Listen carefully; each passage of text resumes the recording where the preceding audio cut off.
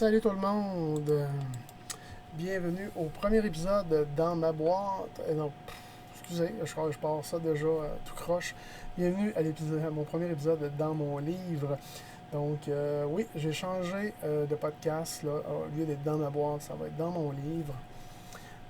Pourquoi que Dans ma boîte est comme temporairement arrêté, c'est que c'est dur de booker du monde pour parler de collection. Les gens, surtout l'été, sont occupés.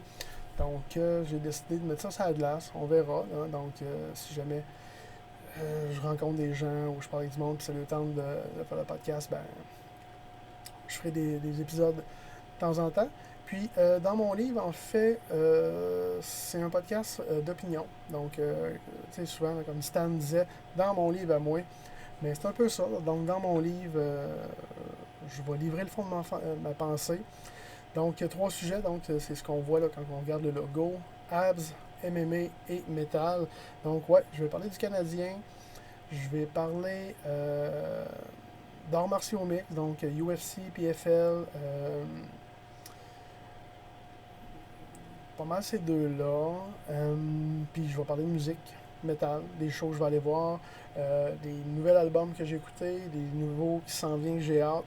Donc, puis des fois, je vais peut-être juste faire, OK, aujourd'hui, je vous parle de tel band, pourquoi que j'aime ça ou pourquoi que j'ai ça, mais que tout le monde aime ça. Des choses comme ça. Donc, on start ça. Ouais, on va starter ça.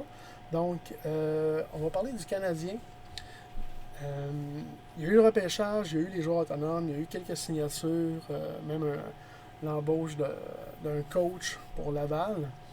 En fait, le repêchage, ben, en fait, il y a 3 petits points là, que j'aurais aimé parler, dire un peu le fond de ma pensée. Ben, on a drafté Demidov, vraiment content de ce qu'on entend. C'est la plus belle invention depuis le bouton 4 trous, mais on en a eu d'autres, des comme ça. Mais tu sais, lui, je pense que il va être bon. Puis tu sais, là, ce que je vois surtout, là, c'est la pression. Tu sais, c'est pas la pression, je pense, des fans de Montréal qui va être plus dangereuse. C'est la pression des journalistes. Parce que tu sais, les fans, tu sais, on l'a pas vu jouer, ou pratiquement pas. Euh, mais tu sais, les journalistes, c'est le vol. Là. Tu sais, il y avait Célébrini, puis lui, puis même encore, des fois, j'en lis, puis j'en entends parler, puis les Midov, là, c'est quasiment Dieu le Père. Là. Fait que j'ai vraiment hâte de le voir. Donc, ça sera peut-être pas cette année, plus l'année prochaine, mais mettons qu'il est promis bel avenir. Juste, c'est faudrait que les journalistes se calment un peu sur lui, là. Puis par un peu, ça serait une coupe de douille, on va le dire, là. Michael Age, choix surprenant. Je pensais que le Canadien avait été chercher ce choix-là pour aller chercher un gars comme Boisvert. Mais Age, donc correct. C'est ce que j'ai en fait. Ce qui m'a écœuré le plus avec Michael Age, c'est pas le fait qu'on l'ait choisi, c'est plus les journalistes sont cremés, puis pas à peu près sur son histoire. Là, le gars a perdu son père pendant l'année, puis tout, on peut-tu y calisser patience au petit gars, là, de toujours nous parler de ton père. Pour avoir perdu le mien, là, moi ça fait 5 ans, 6 ans, là, puis c'est correct, là, mais lui, là, hein? Merci. Koivu, oui, Atos Koivu, je me suis jamais caché. Dès que j'ai appris qu'il était éligible au draft, j'ai toujours eu de gros espoirs en ce que le Canadien aille le chercher. Oui, parce que son nom c'est Koivu, mais aussi parce que de ce que je lisais, c'est que c'était pas pire, mais tu sais, c'est pas un coup de circuit, là. Hein? C'est un projet. Donc, on va lui laisser le temps de se développer. Puis, tu sais, ce sera le fun de le voir éventuellement dans l'uniforme. Là, on va lui laisser finir là, ses années en Finlande. Il viendra jouer 1 an, 2 ans au pire à Laval. Puis, on verra. Bon, après ça, il y a eu les joueurs autonomes. Sérieusement, c'était. Je sais pas pourquoi je continuais à lire puis à écouter les podcasts puis la radio. C'était un enfer. Là, c'était comme on allait signer tous les joueurs. Puis pourquoi que Ken Hughes n'a pas signé, tatati, patata, tu sais. Je ne sais pas s'il y en a qui savent qu'il y a des contrats, puis un cap salarial. Tu sais, je peux pas croire que je suis tout seul là, à me soucier de ça. Là. Donc, ce qui vient d'apparaître, là, ça, c'est le line-up du Canadien. Des contrats là, qui sont en ce moment. Là. Donc, si on regarde la première ligne, là, Caulfield, Suzuki, Slavkovski, Newhook, Dak, Anderson. Bon, là, on vient de signer Barré-Boulet. Je l'ai mis là. Vorak, Roy. Mais encore là, Roy, Barré-Boulet, ils ont des two-way. Donc, ça se pourrait qu'ils commencent à Laval. Armia, Evans, Gallagher. Donc, sinon, ben, enlever Boulet, puis Roy. Puis, tu sais, il faut mettre Harvey Pinard ou Pezzetta. Tu sais, on est comme.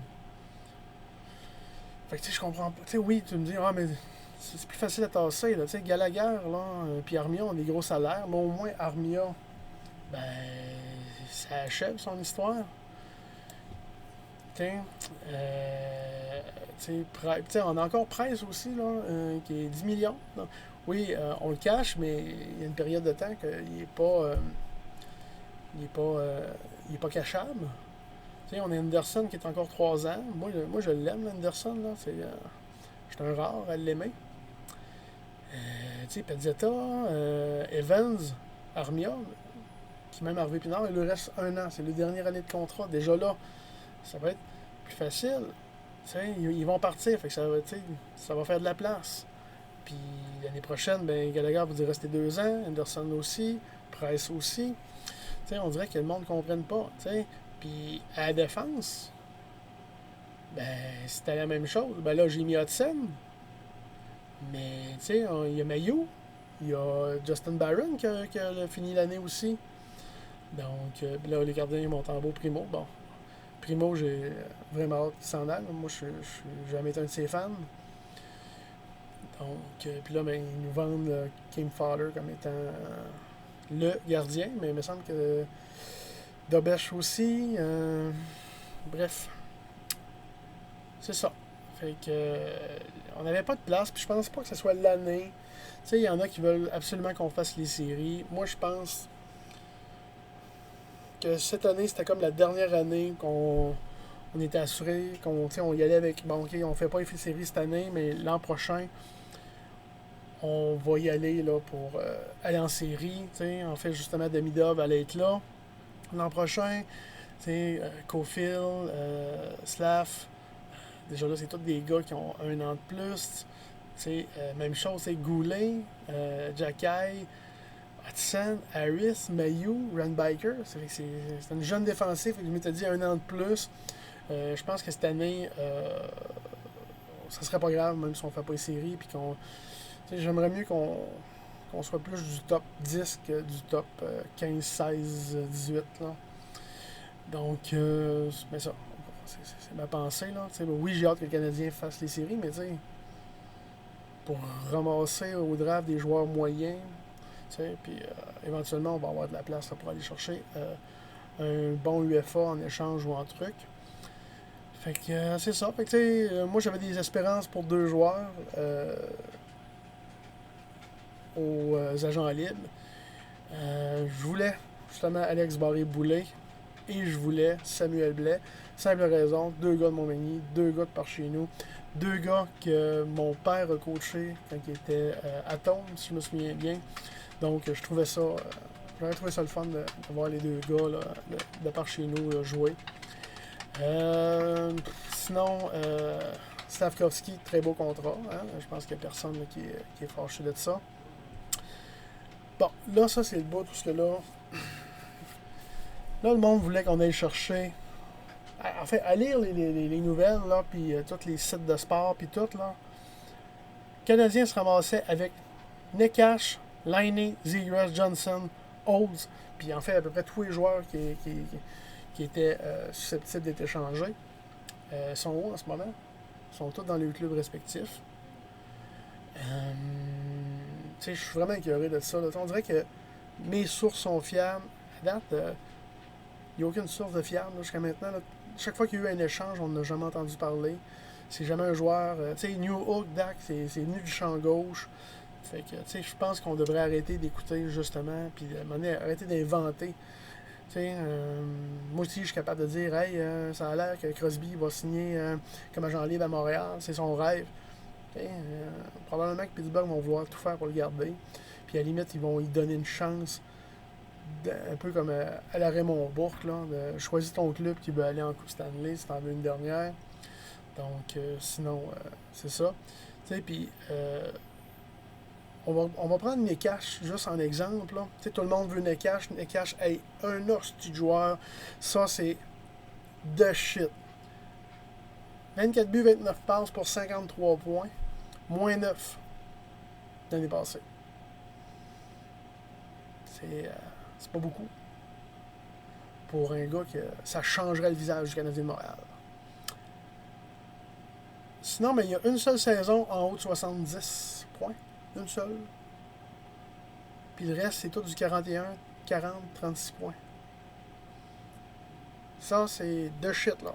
Ça, là, ça devient un de nos joueurs de première ligne. Il y a un gars, l'année passée, 19 buts, 37 passes, 56 points, plus 12. Il a jamais fait de saison de 70 points. Il y a eu beaucoup de saisons où il a été blessé, mais dans les 3 saisons où il n'a pas été blessé, 53, 46 et 53 points.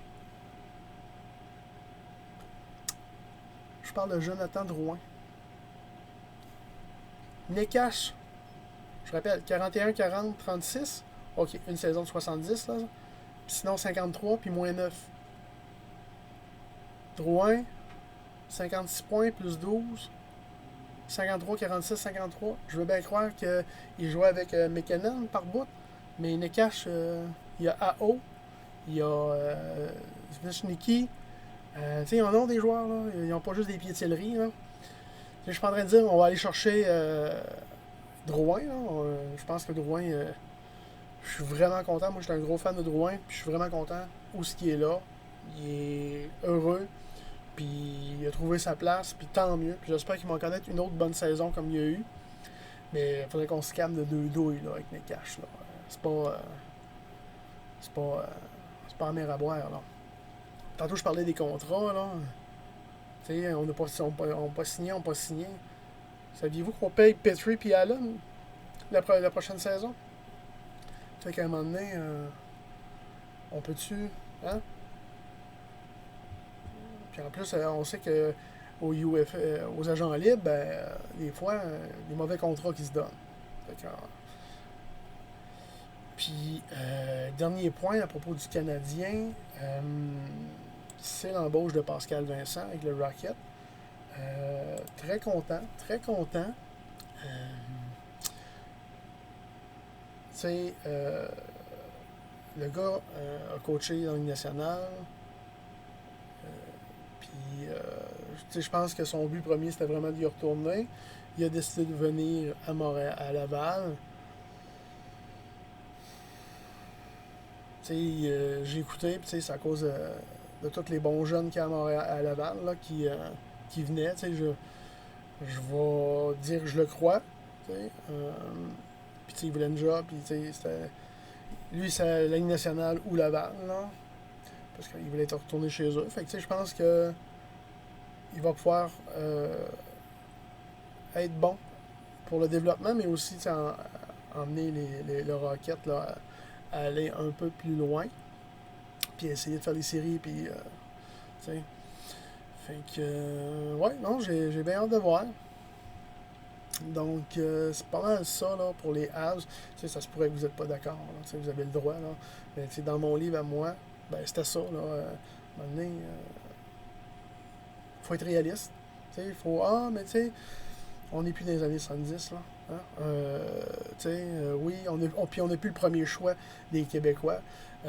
Toutes les autres les voient aussi, les Québécois. Puis maintenant, il y a toute l'Europe, puis tout.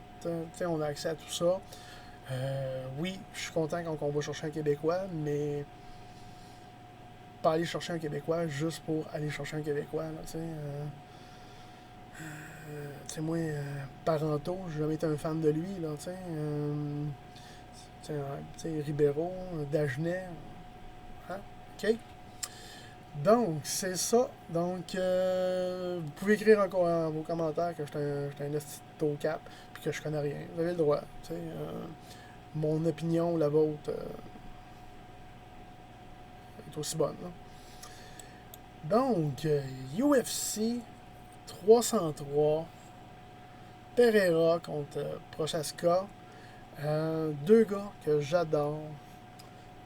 Un, j'ai un plus gros faible, par exemple, pour Prochaska.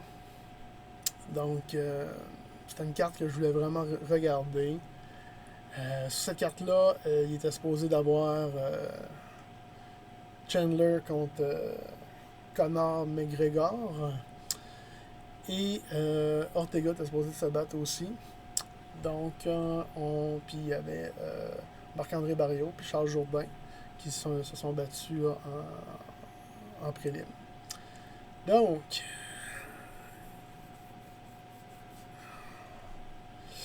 parler du combat principal en premier. Très déçu de Prochaska. J'enlève rien à Pereira, c'était une machine, ce gars-là. Bon, ok, il a perdu son dernier combat contre chose, mais il avait quand même knocké là, juste avant. Donc là, se pognait contre Prochaska une deuxième fois. Avait gagné aussi dans le premier combat contre lui. Donc j'espérais vraiment que Prochaska allait faire sa revanche, mais non. Ça a zéro. Pas vraiment été dans le coup. Je sais pas ce qui est arrivé à Prochaska. Il est devenu champion. Il a laissé sa ceinture vacante parce qu'il était blessé. Puis on dirait que depuis son retour de sa blessure, il y a de quoi qui est brisé. Pas physiquement, mais mentalement chez lui. Là. Je trouve ça plate parce que il y a vraiment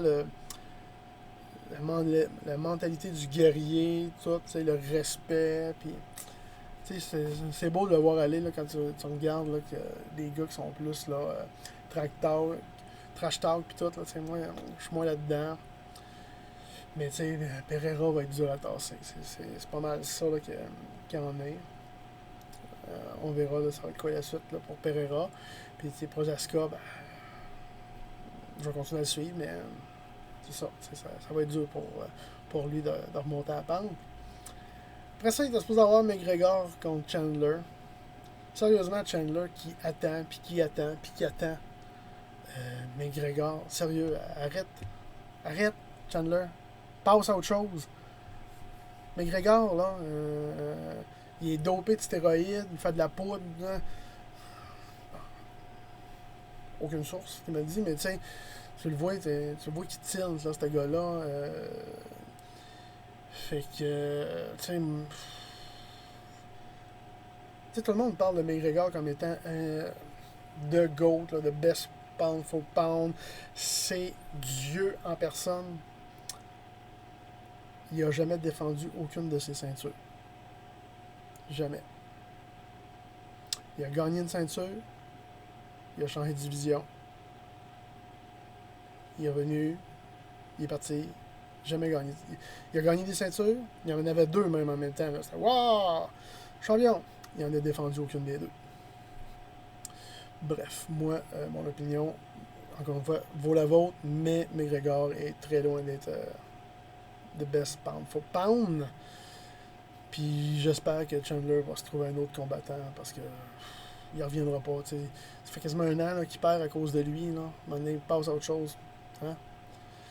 Fait que ça. Après ça, il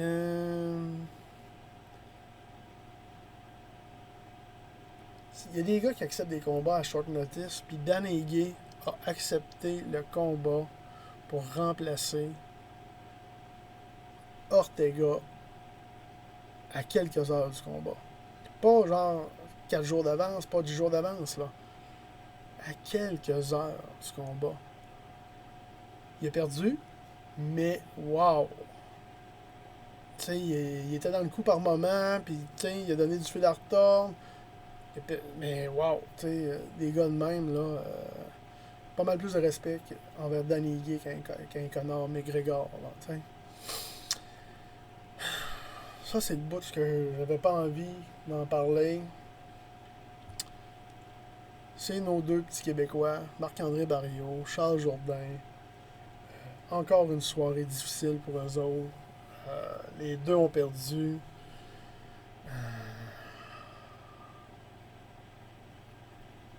Tu sais, oui, ils ont eu des bonnes séquences. Hein, ils étaient sur 2 victoires. Mais c'est un peu ça. C'est ça qui est plate. C'est un peu ça avec nos deux Keb. Là. 2 victoires, 2 défaites, une victoire, une défaite. Ils n'ont pas comme de petit build-up là, pour monter. Je ne sais pas ce qui va arriver pour eux autres. Je sais vraiment pas. C'est quoi l'avenir? Ben, il y a encore un contrat de quelques combats chacun. Mais manque de constance. J'irai pas, là. Je suis pas en train de les critiquer et de dire qu'ils sont pas bons pis tout. C'est plus que, on dirait que il y a de quoi qui. Ça sera le fun. J'aimerais vraiment ça, mais tu sais. On verra là, ce qui arrive dans l'avenir, puis je vais continuer à les encourager là, chaque fois qu'ils vont combattre. Puis, en fin de semaine dernière, 13 juillet, il y a eu Namajunas contre Cortez. Je savais pas quoi en penser. Namajunas qui a eu, même dans certaines victoires, il y avait un petit relâchement, je trouve. Elle a même perdu sa ceinture, puis ça a été difficile. Puis Cortez, que je la suivais, elle était dans une belle ascension. Elle aussi, elle a accepté là, le combat en short notice. Mais malgré tout ça, puis je suis pas mal certain, même avec un vrai camp, je pense qu'il manque pour affronter une mayonnaise qui était vraiment là, en contrôle de tous ses moyens là, samedi dernier. Je pense que Cortez, il manque un petit quelque chose là, pour aller chercher une victoire contre ce genre de combattante-là. Puis on a tous vu là, son fossile partir. Elle m'a un coup de poing sous l'œil, puis le fossile est allé dire bonsoir. Donc, non, sinon, la carte, correcte, là. Je me suis pas énervé, là. C'était le combat que je voulais voir, puis pas mal ça. Là, ce qui s'en vient, c'est le UFC 304. Edwards contre... il va y avoir Edwards contre Belal Muhammad. Il va y avoir Aspinall contre Blade. Fan d'Aspinall. Combat dangereux contre Blade, mais je pense qu'Aspinall va finir Blade. Puis Pimblet contre Green. Pas un fan de Green, mais pas un fan de Pimblet. J'espère que Green, malgré tout, va l'emporter, même si je suis pas un fan. J'embarque pas. C'est comme au Malais. J'embarque pas dans ce genre de gars-là. Donc, on verra bien. Dans le prochain épisode, on s'en reparlera. Donc, c'était ça pour les nouvelles MMA. Maintenant, on va parler de mon sujet préféré de tous les temps, la musique. Donc, 2024 est quand même très généreux en bon album métal. Il y a eu là, des noms comme Alceste, Lucifer, Bart Magar, Bruce Dickinson sort un album, My Dying Bride, Pain, nommé ceux-là, là, c'est surtout dans mes goûts à moi, qui ont sorti. Si on parle de cet album-là, qui est Alceste. Donc, Alceste qui nous arrive avec les Chants de l'Aurore. Excellent, excellent. À date, je vous dirais là, que c'est un des aspirants numéro 1 de mon top 10 2024. L'album juste avant, là j'ai un blanc. Alceste, c'était t'es bon, mais il manquait quelque chose. Spiritual Instinct. Un blanc total, désolé. Donc, puis, tu sais, Kodama, juste avant aussi, tu sais, ils sont arrivés après Shelter. Shelter qui était vraiment un buzz à la Sigur Rós, très mollo. Donc, ils sont revenus un peu avec le métal, avec Kodama. Spiritual Instinct aussi, qui était deux excellents albums, là. Mais là, les Chants de l'Aurore, c'est juste trop bon, là, à mes goûts à moi, là, bien sûr. Donc, c'est un album, là, shoegaze, black gaze, très ambiant. Je vous le recommande fortement. Puis, il y a eu aussi un autre, l'autre aspirant, c'est bien sûr Borknagar Fall. Donc,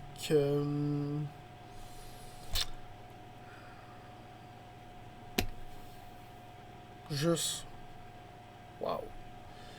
Déjà qu'il avait fessé extrêmement fort avec les deux albums d'avant. Ils ont continué. Je manque de mots là, pour décrire ce band-là. Vortex, sa voix est magnifique. Tout le mélange des voix aussi. Donc, je pense avec Winter Thrice puis True North, Fall, c'est vraiment là, une ascension là, dans leur cas.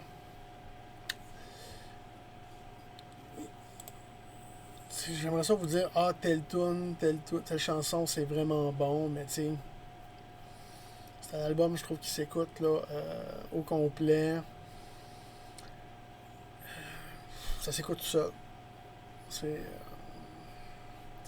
C'est vraiment ça. Donc, sérieux candidat à mon top. Lucifer, un peu à la Black Sabbath avec une fille qui chante. Ça, si jamais vous connaissez pas ça, c'est aussi. Pour Dickinson, gros projet, Mandrake. Project Mandrake Project. Donc, on est un peu moins de ces. Un petit peu plus loin là, de ces trois derniers albums solo, là, ça ressemblait quasiment à du Maiden. Donc là, on est vraiment dans un truc. Pain, je l'ai écouté qu'une fois.